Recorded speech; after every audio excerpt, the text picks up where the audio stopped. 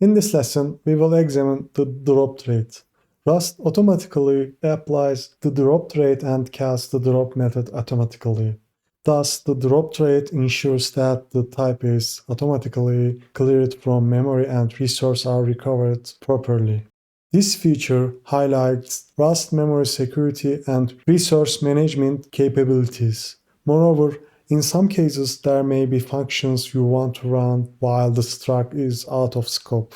It offers a very useful feature in such scenarios. Let's show it with an example.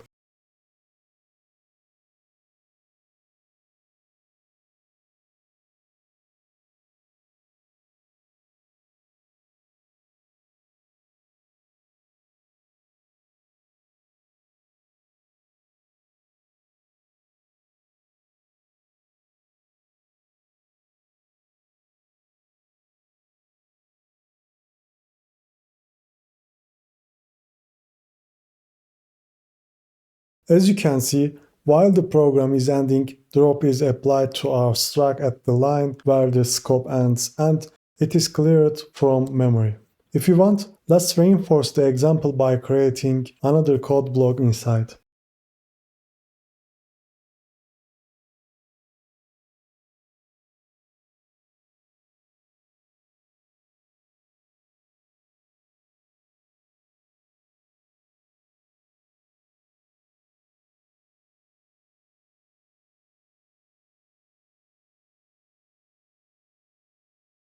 To summarize, the drop trait is a feature of the Rust language that allows a type to be automatically cleared from memory.